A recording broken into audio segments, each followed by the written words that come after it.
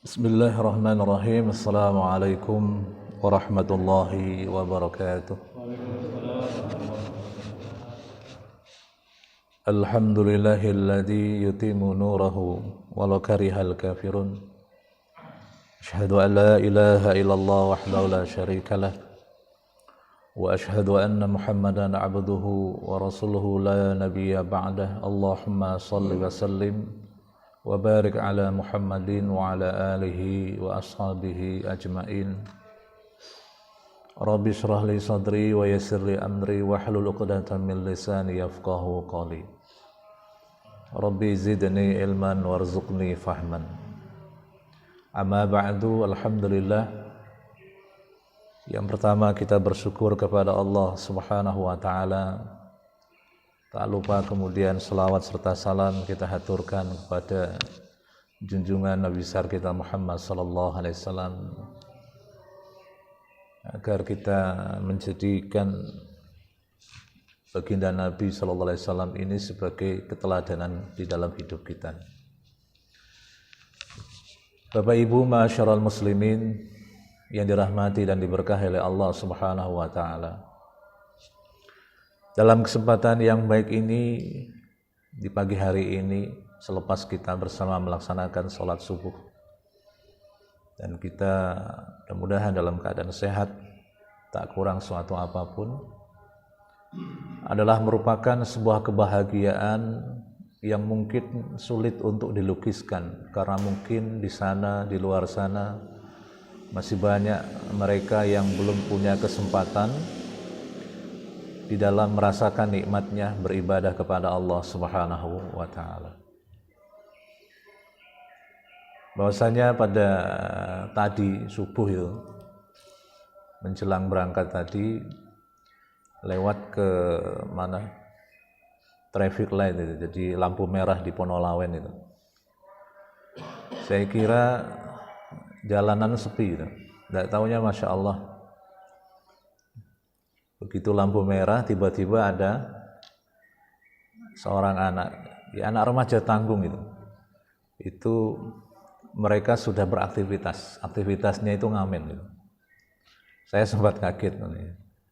Ya sebenarnya mungkin sudah merupakan kebiasaan mereka, tapi kemudian setelahnya saya berpikir, wah ini kenapa bisa seperti ini? Mungkin ada yang bagaimana atau yang salah, apakah di rumahnya sudah tidak mendapatkan kasih sayang dari kedua orang tuanya, ataupun anaknya ini memberontak dan lain sebagainya. Wah, itu menjadi pertanyaan kita semua. Baik, hadirin mulakan Allah Subhanahu wa taala, mari kita lihat tema kita pada hari ini, yaitu beruswah hasanah kepada Nabi Muhammad sallallahu alaihi wasallam.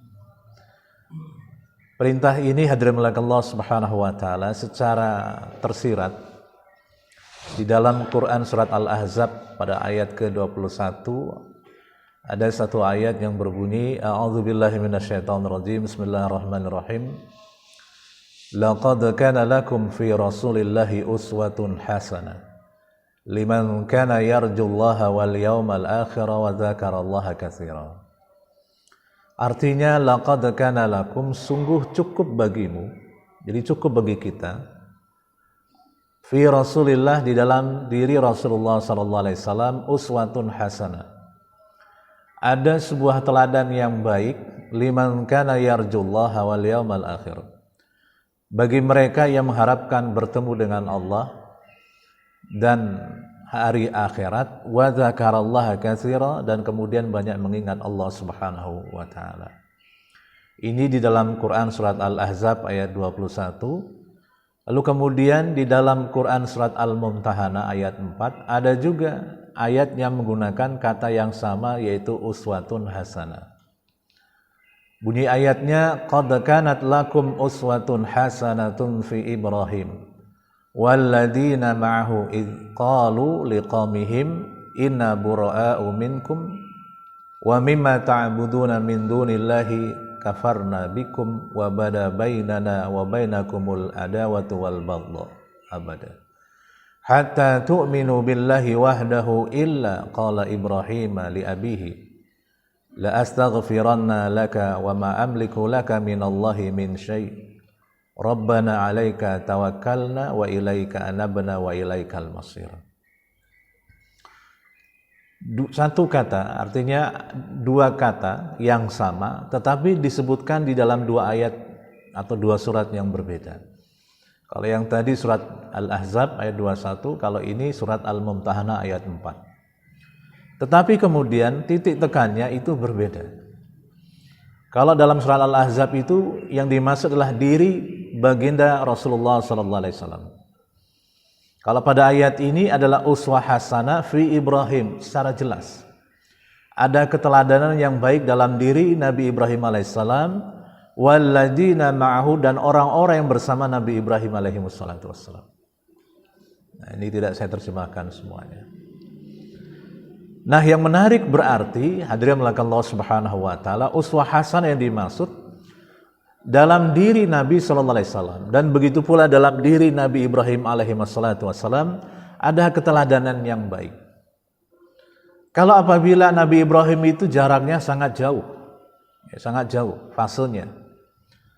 Lalu kemudian yang ada manuskripnya atau buktinya yang kemudian diabadikan dalam Alkitab atau Al-Quran tadi adalah diri baginda Rasulullah SAW secara tafsil. Walaupun ada dalam surat, dalam ayat, dalam beberapa surat ada namanya surat Muhammad dan surat Ibrahim.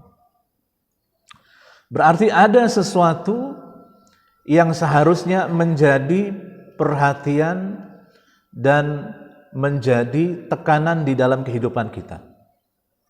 Ya, nanti kita lihat hadirin Allah Subhanahu wa taala. Nah, berkaca kepada kalimat usrah atau uswah yang ada, kemudian ada yang membaca iswah, ya, uswah atau iswah sama dengan kata qudwah, kemudian ada lagi bacanya menjadi kitwah dan seterusnya. Itu adalah maknanya, ya, di dalam kamus ma'ani, uswah berasal dari kata isim yang bentuk jamaknya asa. Ya, kalau isim berubah menjadi bentuk jamak banyak, itu ada 3 karakter. Ada yang berubah harakatnya dan bertambah hurufnya, ada yang berubah harakatnya dan berkurang hurufnya, ada yang berubah harakatnya tapi hurufnya sama, seperti kata asad. Asadun itu kan artinya singa, ya, berubah harakatnya, ya. Kemudian tidak berubah dalam bentuk hurufnya, asad, hamzah, sin, dal. Usud bentuk jamaknya tetap ada hamzah, sin, dan dal, tapi maknanya berbeda. Baik, hadirin Allah Subhanahu wa taala.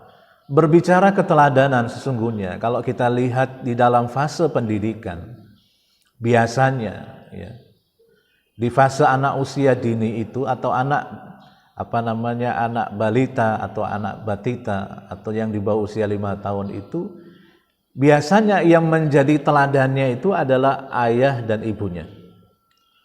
Setiap apa yang diucapkan oleh ayah atau ibunya, ya, ditiru oleh anaknya. Begitu dia bisa, begitu dia mengerti, begitu dia melihat yang menjadi kebiasaan ayah ibunya, itulah teladannya. Tapi selepas itu dia sudah mulai beranjak usianya, ya, yang menjadi teladannya bukan ayah ibunya, tapi yang menjadi teladannya adalah teman-temannya. Maka teman-temannya itu yang menjadi teladan. Jadi uswah hasanah, uswahnya itu tadi, teladannya itu tadi. Sehingga kadang-kadang kalau ditanya, kamu temannya siapa? Oh, temannya si A, B, dan seterusnya. Itu kadang-kadang hadirin Allah Subhanahu wa taala, karena mereka berteladan atau beruswah kepada temannya, kadang-kadang orang tua itu tidak tidak dihiraukan gitu loh. Apalagi kalau sudah masuk pada fase remaja. Ya, fase remaja itu biasanya yang menjadi teladannya itu adalah orang tua temannya. Kenapa? Kadang-kadang orang tua temannya itu nggak suka marah. Kalau kita sebagai orang tua, kadang mengingatkan anak kita atau sedikit waktu-waktu dengan nada yang lembut atau nada yang keras misalkan. Ketika mereka kembali atau berteman dengan teman-temannya, ya kalau ditanya siapa yang menjadi teladan atau menjadi ukuran orang tua yang baik? Orang tua yang baik itu adalah si A, si B dan seterusnya. Kadang-kadang bukan orang tuanya sendiri. Kadang-kadang orang tua temannya. Disitulah kata makna daripada al-uswah tadi, teladannya itu tadi. Nah, oleh karenanya ada sebuah buku namanya judulnya Metode Belajar Anak Usia Dini, ditulis oleh Eliyil Akbar. Ya, dia menulis bahwa bahasa Arab uswah dan iswah atau qudwah al-qidwah itu memiliki arti satu keadaan ketika seorang manusia mengikuti manusia lain, apakah dalam kebaikan dan kejelekan. Jadi patut sekali. Ya, patut sekali bagi orang tua atau rumah tangga muda itu memberikan teladan yang baik kepada anak-anaknya. Kalau dia memberikan teladan yang baik, insya Allah seterusnya itu akan menjadi baik. Maka akan menjadi teladan bagi anak-anaknya itu. Nah, inilah kadang-kadang yang mungkin sempat terlewatkan itulah. Karena sekarang ini ada istilah child free itu. Apa child free itu artinya orang tua muda itu menunda untuk mempunyai anak keturunan itu, masya Allah. Itu bahaya sekali itu, bahaya itu. Nah, itu sudah mulai itu pikiran dan arus pemikiran seperti itu karena dianggap bahwa namanya anak dan keturunan itu dianggap mengganggu dan seterusnya. Baik. Lalu kemudian hadirin Allah Subhanahu wa taala dalam Qamus Ar-Raghib Al-Asfahani menyatakan yang namanya uswah hasanah adalah segala sesuatu kebaikan atau kenikmatan yang diperoleh manusia bagi jiwa, fisik dan kondisi perasaannya. Sama halnya begitu kita melihat hadirin Allah Subhanahu wa taala. Kita melihat baginda Rasulullah sallallahu alaihi wasallam ya dengan ayat itu tadi, sungguh cukup bagimu di dalam diri Rasulullah sallallahu alaihi wasallam itu ada uswah hasanah, keteladanan yang baik. Jadi berketeladanan atau beruswah yang baik kepada baginda Rasulullah sallallahu alaihi wasallam. Tapi kemudian kita ini juga diingatkan di dalam Quran surat Al-Isra ayat 84. Ayat itu berbunyi qul kullu ya'malu 'ala syakilatihi farabbukum a'lamu biman huwa ahda sabila. Ya artinya katakanlah wahai Muhammad, setiap orang berbuat sesuai dengan pembawaannya masing-masing. Maka Tuhanmu lebih mengetahui siapa yang lebih benar jalannya. Nah, ayat ini hadirin Allah Subhanahu wa taala mengingatkan kepada kita walaupun kita sama diciptakan oleh Allah dari saripati tanah, walaupun kita sama mempunyai bentuk tubuh yang sama, organ yang sama, mata yang sama, indera yang sama itu semua, tapi syakilatihi itu berbeda, wadahnya itu berbeda. Wadahnya itu berbeda. Apa yang dimaksud dengan wadahnya?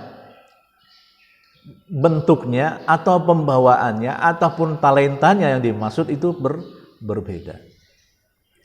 Dalam satu kelas saja misalkan ya, dari sekian anak materi pembelajarannya sama, gurunya sama, waktunya sama, bukunya sama dan semuanya sama, tapi kemudian nanti hasilnya akan beda. Ada yang dapat nilai mumtaz 100, ada yang dapat nilai 90, ada yang dapat nilai 80, ada juga yang dapat nilai 60 dan seterusnya.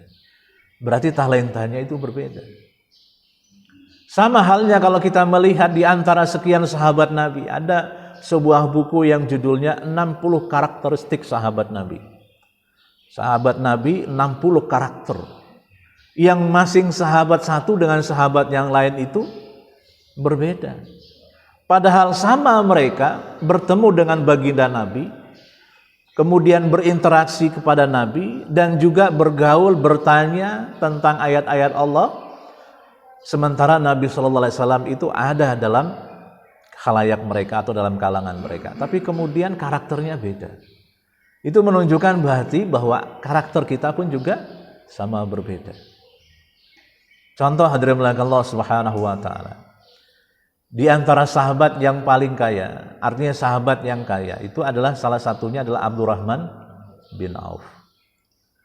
Saking kayanya ini, jadi para sahabat itu nggak bisa menandingi. Memang bawaannya berbeda. Ya. Sampai suatu ketika Abdurrahman bin Auf ini ya saking kayanya dia ingin menjadi orang miskin, jadi orang yang nggak punya gitu.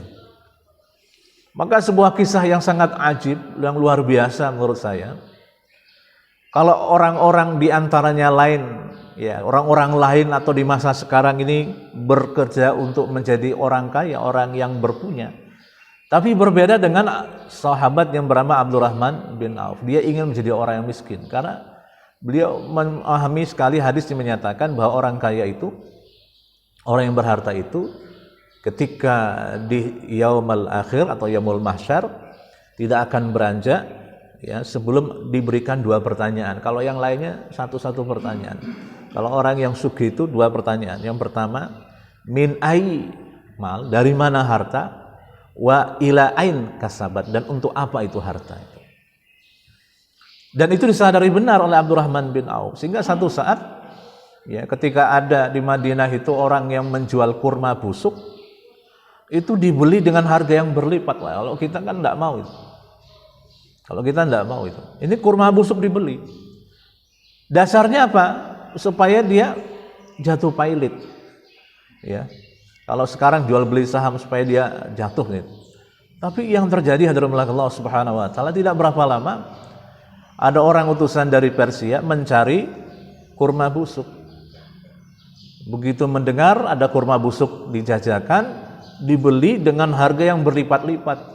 Yang tadinya Abdurrahman bin Auf tadi membeli kurma busuk supaya dia menjadi bangkrut atau pailit, tapi kemudian dibelilah kurma busuk itu ya dengan harga yang berlipat-lipat, sehingga akhirnya tidak jadi miskin. Itu kan wadahnya beda.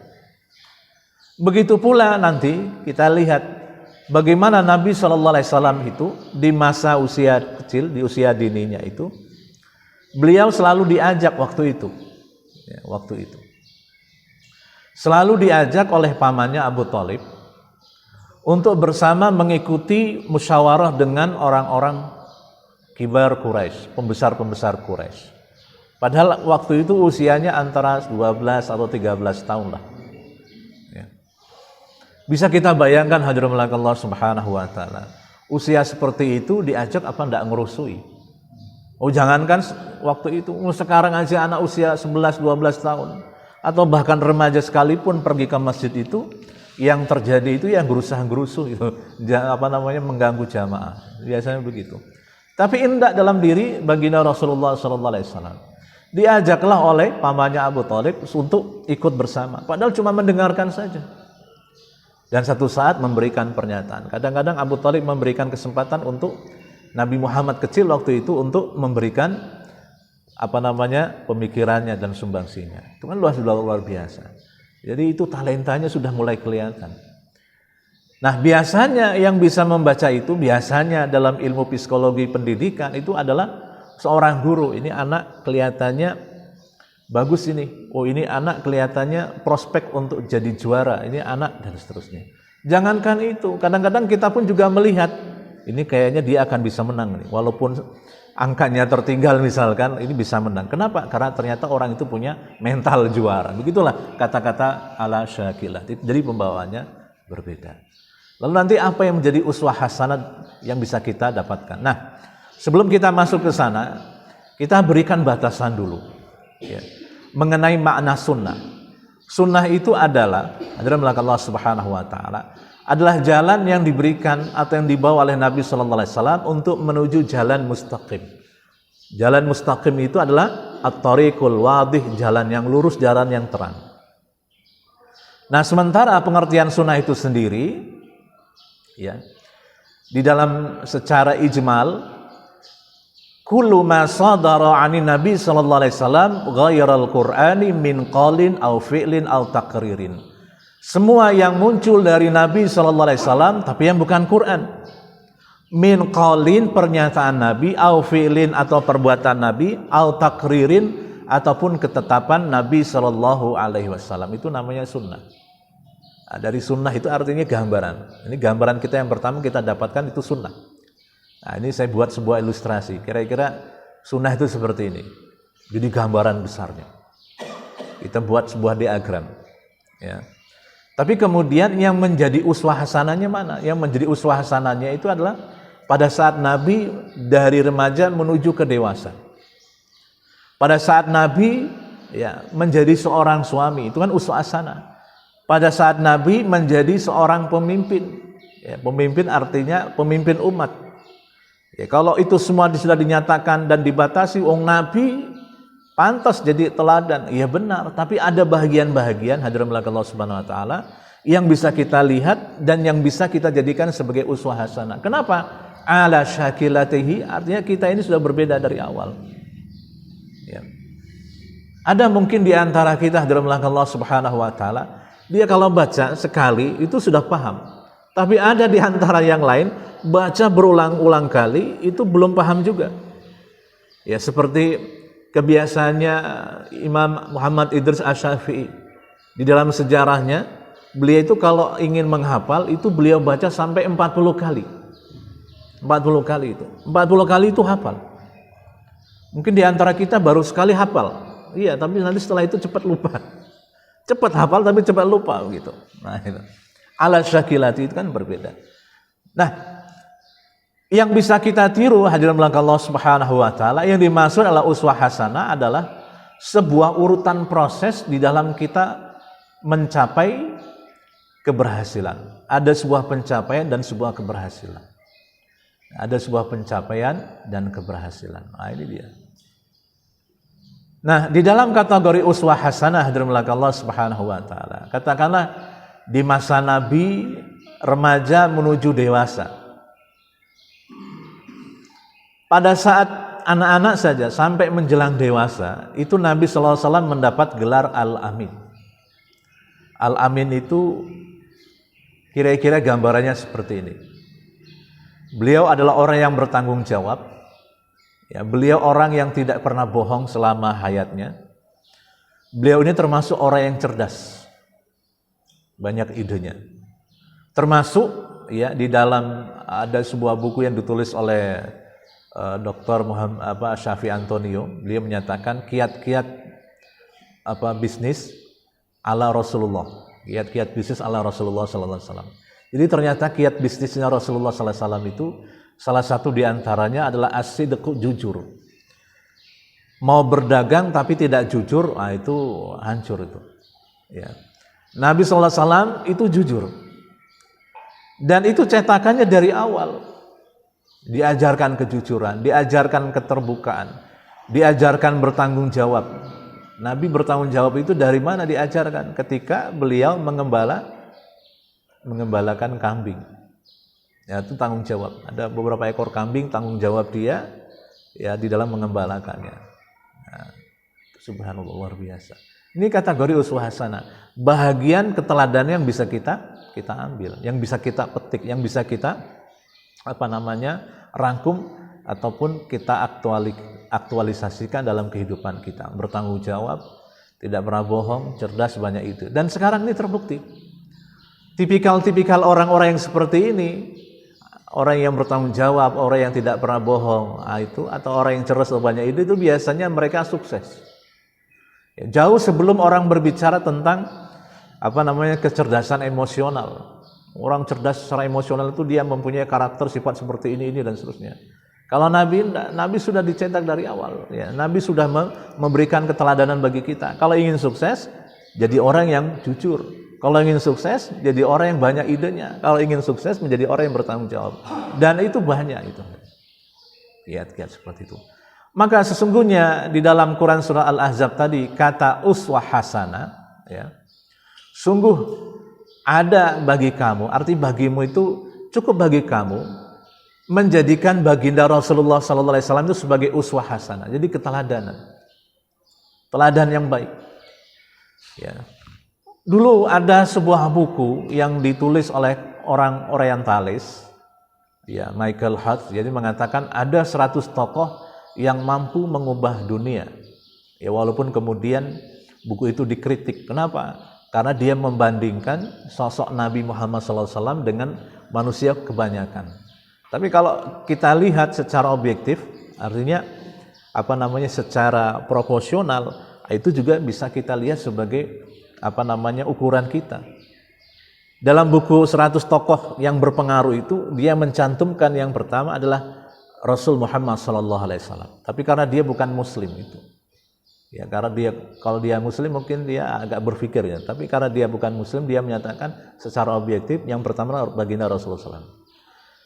Apa yang dilakukan oleh Nabi semasa hayatnya, semasa dakwanya, beliau memberikan contoh keteladanan yang baik sehingga beliau mampu mengubah orang-orang Quraisy yang ada saat itu minaz zulumat ilan nur, kepada cahaya. Ya, kalau orang yang tidak punya karakter, ya uswah yang sana yang baik itu mencerminkan keteladanan dan sebagainya kepada para pengikutnya dan sahabat-sahabatnya, kata Allah begitu, tidak akan itu terjadi perubahan. Sehingga ketika itu hadirin Allah Subhanahu wa taala, ketika ada beberapa utusan Persia, mereka melihat Nabi sallallahu alaihi wasallam itu berbeda. Kenapa Nabi ini ya tidak duduk di atas singgasana seperti yang ada di kerajaan-kerajaan Persia? Kalau di kerajaan Persia itu rajanya duduk di atas singgasana, sementara para pengawal-pengawalnya itu duduk di kiri kanannya, itu berbeda porsinya. Dan mereka cara memberikan penghormatan kepada rajanya atau kaisarnya itu juga berbeda, seperti ada batasan. Tapi begitu dia melihat, tidak pernah aku lihat pemimpin yang ada sebelumnya kecuali yang aku lihat dalam diri Nabi Muhammad SAW waktu itu. Kenapa?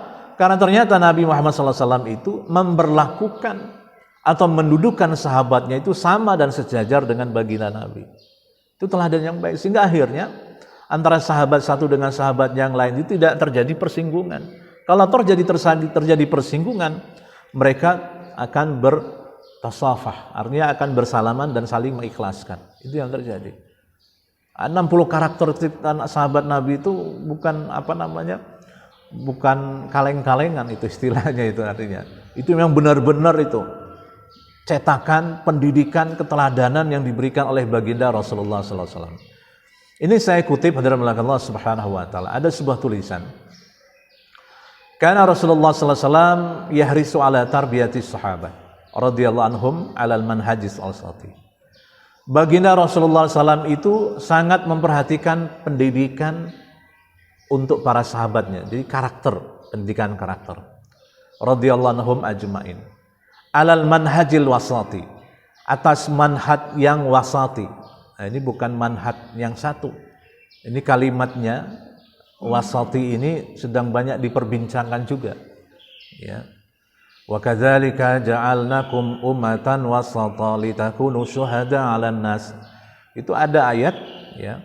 Yang itu adalah muatannya memberikan makna tentang kalimat Islam modern. Nah, sekarang gini ada satu perbincangan di dalam tradisi intelektual kaum muslimin yang ada sekarang ini, kata-kata moderasi. Beberapa waktu yang lalu di perpustakaan daerah sini, perpustakaan Kota Pekalongan itu mengangkat tema ini, moderasi dalam beragama. Waktu itu saya tidak ikut, tapi saya melihat temanya moderasi dalam agama. Moderasi dalam agama yang ditonjolkan itu ternyata adalah toleransinya. Sebenarnya hadirin Allah Subhanahu wa taala, istilah moderasi itu adalah diusung oleh orang-orang yang ragu terhadap ajaran Al-Quran. Kalau dilihat ya, moderasi ini sebenarnya adalah sebuah kritikan kepada agama-agama yang tidak moderat, agama-agama yang tidak bisa menerima perbedaan. Kalau Islam menerima perbedaan, apa perbedaan? Lakum dinukum waliyadin, perbedaan keyakinan itu diakui. Lana a'maluna walakum a'malukum. Aktivitas kamu ya kamu, aktivitas kami ya kami. Itu diakui. Ya, maka istilahnya multikulturalisme. Gitu. Apalagi sekarang, hadirin Allah Subhanahu wa taala, salah satu petinggi PP Muhammadiyah, Profesor Abdul Muti itu membuat sebuah istilah namanya Krismu. Ya, Krismu itu ternyata Kristen Muhammadiyah. Ya, Kristen Muhammadiyah ini nanti di cross check ini. Kristen Muhammadiyah itu ternyata yang diangkat itu adalah bagaimana di Papua itu dibangunlah universitas milik Muhammadiyah Tetapi 60% persentasenya itu mahasiswanya adalah mahasiswa Papua yang non-muslim. Ya, maka disebut dengan Kristen Muhammadiyah. Yang diajarkan di situ apa? Yang diajarkan tetap keilmuan. Ya kalau dia mahasiswa muslim ya tetap diajarkan muslim. Tetapi kemudian ada juga yang non-muslim, tetap juga diundang para pendeta mereka untuk mengajarkan agama pada mereka. Itu dianggap berhasil itu. Maka muncul lagi kemarin beberapa waktu yang lalu di Republika itu ada konteks multikulturalisme positif ya. Multikulturalisme positif. Lepas dari itu semua, kita melihat memberikan sebuah apresiasi kepada pemikiran orang-orang Muhammadiyah bahwa mereka ini melihat ya harus ada paradigma yang bisa merubah tentang pendidikan. Mungkin boleh jadi atau bisa jadi dengan pendidikan itu maka kemudian orang-orang sana itu memeluk agama Allah, berubah itu menjadi seorang muslim gitu. Baik, hadirin Allah Subhanahu wa taala. Kita lihat Nabi sallallahu alaihi wasallam sebagai seorang pendidik. Nah, ini saya terjemahan begini. Yang namanya pendidik yang menjadi uswah hasanah dalam diri Nabi sallallahu alaihi wasallam adalah pendidikan moderat. Pendidikan moderat itu di dalam sebuah hadis ya dijelaskan, hadis riwayat Tirmizi, yang dimaksud umatan wasaton itu artinya adlan. Jadi umat yang berkeadilan. Ya, umat yang berkeadilan itu umat yang berdiri di posisi adil, tengah-tengah. Ya, kalau kita melihat yang adil itu adalah tengah-tengah itu. Yang kedua, Nabi sallallahu alaihi wasallam itu memberikan motivasi tentu dengan segenap cinta kasihnya. Ini pendidikan yang baik nih. Yang ketiga, mengajak dan mendorong mereka agar senantiasa memberi perhatian kepada semuanya. Ini saya terjemahkan dari kalimat ini. Ini kalau diterjemahkan secara harfiah agak kurang bisa dipahami. Maka saya terjemahkan secara bebas, tapi substansinya itu. Ya, mengajak dan mendorong mereka agar senantiasa memberi perhatian kepada semuanya. Itu kan luar biasa. Ya. Contoh, ada sahabat yang bernama Julaibib. Ya, Julaibib itu adalah seorang jomblo yang sejati. Gitu. Kenapa? Karena beliau ini ya tidak diketahui orang tuanya, lahirnya dari batu atau dari mana gitu. Tiba-tiba menjadi seorang muslim, tiba-tiba menjadi seorang mujahid, tiba-tiba dilihat oleh Nabi sallallahu alaihi wasallam. Ini Julaibib ditanya, "Wahai Julaibib, tidakkah kamu menikah?" Jawabannya Julaibib, "Ya Rasul, bagaimana aku mau nikah? Aku nggak punya modal." "Ah sudah, kamu datang kepada si fulan." Datang ke sana, awalnya ditolak. Tapi ketika anaknya perempuan itu melihat, yang nyuruh siapa Abah? Yang nyuruh Nabi. Ah sudah, diterima aja. Begitu mau diterima, tiba-tiba disampaikan kepada Julaibib, ya, diberikan sangu, diberikan oleh sahabat Abu Bakar dan semuanya, memberikan modal untuk dia menikah. Tiba-tiba ada panggilan untuk jihad. Akhirnya dia jihad. Akhirnya dia memilih untuk jihad. Setelah jihad dia menjadi syahid. Setelah syahid itu dicari oleh Nabi, dan Nabi tersenyum melihatnya. Kenapa? Ternyata keinginan dia menjadi seorang syuhada terpenuhi, tercapai. Pada saat itu dilihat oleh Nabi, dia sedang dimandikan oleh para bidadari dan ditunggu oleh para bidadari di sana itu, masya Allah, luar biasa. Akhirnya bapaknya, calon mertuanya itu sedikitnya menyesal. Kenapa nggak saya terima dari awal gitu. Baik gitu. Tapi yang saya lihat adalah perhatiannya. Nabi memberikan perhatian kepada salah satu sahabatnya bernama Julaibib. Ya, kalau kita menyebutnya sebagai seorang jomblo yang sejati, karena sampai akhir-akhirnya dia belum menikah juga gitu. Ya. Tapi diberikan perhatian oleh Nabi, diberikan solusinya paling tidak seperti itu. Dan Nabi kemudian tidak berlebihan dalam seluruh aspek kehidupan. Ya, tidak berlebihan. Harusnya cukupnya. Dan Nabi tidak mudah melalaikan apapun sebagai tanggung jawabnya. Ini tiada mudah melalaikan apapun sebagai tanggung jawabnya. Nah, ini luar biasa. Maka dalam bahasa yang sekarang bisa kita lihat, Nabi sallallahu alaihi wasallam itu memberikan bagaimana cara bersikap secara proporsional dan bersikap secara profesional. Itu uswah hasanah yang bisa kita ambil. Uswah hasanah yang bisa kita ambil dari perjalanan baginda Nabi sallallahu alaihi wasallam. Ini yang pertama. Proporsional dan profesional. Yang kedua, hadirin Allah Subhanahu wa taala. Ini saya ambil makalahnya, ini terjemahnya. Nabi dilihat sebagai seorang pribadi. Nabi itu, hadirin mulia, adalah sosok pribadi yang hangat. Hangat itu artinya orang merasakan kehadirannya. Kalau beliau tidak hadir itu terasakan juga. Ya. Menjadi orang yang ramah, menjadi orang yang familiar. Familiar itu artinya kekeluargaan. Ya. Yang kedua, Nabi memberikan motivasi yang kuat. Ya. Ini kalau dia tidak mempunyai pribadi yang kokoh, karakter yang baik, mungkin dia tidak bisa memberikan motivasi. Nabi juga sangat humanis dan mudah tersentuh, terutama pada saat sholat malam, pada saat berkomunikasi kepada Allah Subhanahu wa taala. Ada satu saat dari Abdullah bin Mas'ud radhiyallahu anhu, pada saat Nabi sallallahu alaihi wasallam yang membaca ayat ini, ayat itu berbunyi fa kaifa idza ji'na min kulli ummatin bi syahidin wa ji'na bika 'ala haula'i syahida.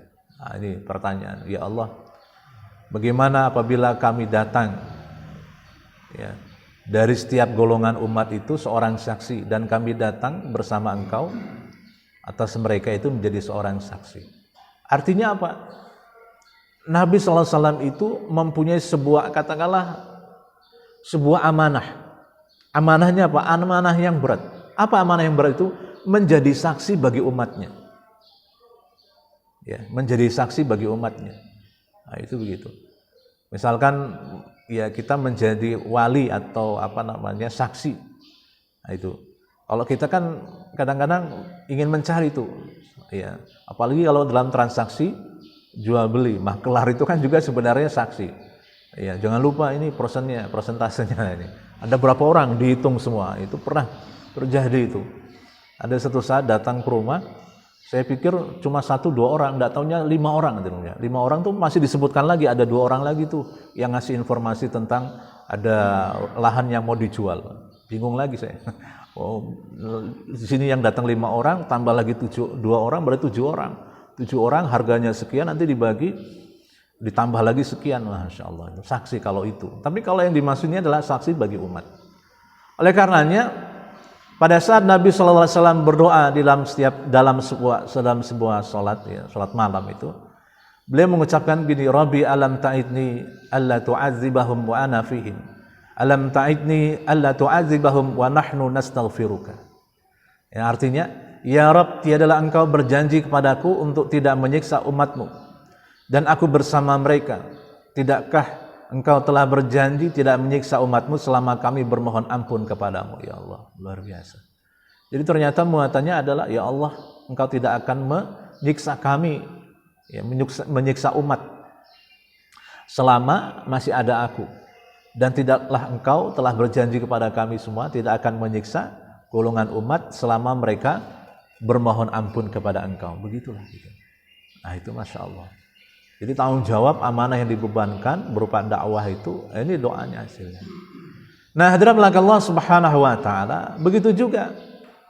Ya, dalam sebuah keterangan hadis disebutkan bahwa Aisyah radhiyallahu anha menyatakan, sesungguhnya Nabiullah sallallahu alaihi wasallam itu yaqumu minal lail, menyelesaikan salat malam itu hatta tatafattara qadamahu, sampai akhirnya kedua kakinya itu bengkak-bengkak. Ya. Ada sebuah penjelasan hadirin Allah Subhanahu wa taala di dalam sifat salat Nabi. Ternyata mungkin sebahagian kita tidak kuat itu kalau kita praktekkan. Kenapa? Karena ternyata gerakan rukuk kita walaupun tumakninah gitu ya, tapi itu fasenya atau interval waktunya sama dengan ketika kita berdiri itu tadi. Ya, di dalam pembahasan Syekh Muhammad Nasrul Albani itu yang saya baca, ternyata antara ruku sujudnya itu interval waktunya sama dengan ketika Nabi SAW berdiri. Kalau dia berdiri, misalkan Nabi SAW berdiri, itu membaca 3 surat, itu kan lama 3 surat itu. Kalau kita ukurannya lama, yang dibaca surah Al-Baqarah, surah Ali Imran, surah An-Nisa. Nah, ketika ruku itu fasenya juga sama. Jadi rukunya itu mungkin lama. Ya, walaupun bacaannya itu subhanallah, subhanallah wa bihamdih. Itu banyak sekali. Dan disitulah di mana fase itu atau tahapan seperti itu gerakannya sama dengan waktu berdirinya. Itu luar biasa itu. Kalau kita nggak mampu itu, kalau kita paling cepat itu rukunya dan itidalnya. Nah, baik hadirin Allah Subhanahu wa taala, kembali kepada ini tadi. Sampai bengkak-bengkak itu.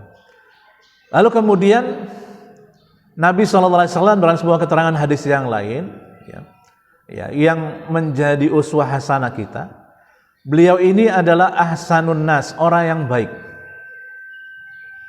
Orang yang baik atau pribadi yang baik.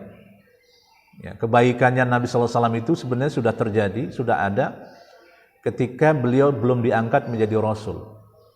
Jadi Nabi SAW ini bersama Khadijah waktu itu adalah mempunyai kebiasaan memberikan makan kepada fakir miskin. Katakan dalam 1 minggu itu berapa kali dan seterusnya, itu yang baik. Itu orang baik itu. Dan beliau adalah ajwa dan nas, orang yang paling dermawan. Paling dermawan. Jadi kalau sedekah itu nggak tanggung-tanggung. Jadi lewat aja itu. Dan kemudian asja'un nas. Orang yang paling pemberani. Dan yang kemudian adalah pribadi yang peduli. Pribadi yang peduli ini hadirin Allah Subhanahu wa taala, yang ini mungkin sudah mulai hilang di dalam diri seorang muslim. Itulah luar biasanya. Ini uswah hasanah tadi. Uswah hasanah, teladanan yang baik yang bisa kita ambil dan kita masukkan. Kalau dalam faktor ibadah hadirin Allah Subhanahu wa taala kita nggak mampu, tapi kalau dalam bersikap kemudian menumbuhkan atau menanamkan karakter, ini yang bisa kita tiru. Dan ini karakter-karakter yang baik, uswah hasanah di dalam diri baginda Rasulullah sallallahu alaihi wasallam yang bisa kita terapkan. Kalau berbicara tentang ibadah hadirin mulia, at-tawazunu fi ibadatir rasul, adanya keseimbangan dalam ibadah. Adanya keseimbangan dalam ibadah, tetapi untuk menuju yang lebih sempurna. Haknya Allah atas hamba itu adalah mereka beribadah dan tidak melakukan kesyirikan sedikit pun kepada Allah Subhanahu wa taala. Itu yang paling penting. Itu hak ibadah. Nah, ada lagi dalam sebuah keterangan hadis itu tadi dari Anas bin Malik radhiyallahu anhu menyatakan bahwa Rasulullah sallallahu alaihi wasallam itu yuftiru minasyahri. Kadang beliau itu kelihatannya makan dalam 1 bulan. Hatta nazunu alla yasuma minhu. Kami sangka beliau tidak berpuasa. Wa yasumu hatta nazunna alla yuftira minhu syai'an. Dan beliau berpuasa sehingga kami mengira beliau itu tidak makan sedikit pun.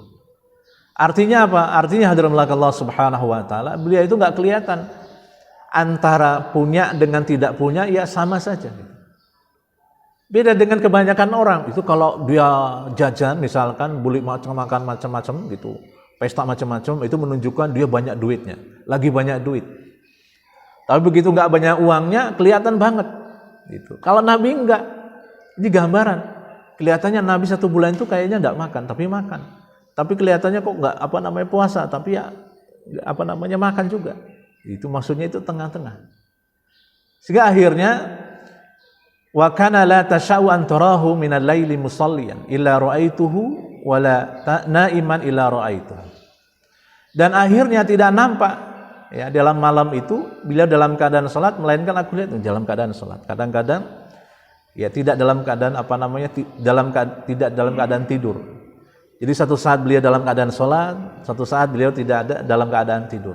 Itu masyaallah. Jadi tengah-tengah itu keterangan tawazun itu tadi. Jadi hampir kebanyakan kita begitulah itu sebenarnya. Jadi tidak menampakkan sesuatu sehingga oleh orang lain itu kan ditebak. Ini orang ini lagi banyak duit. Kenapa?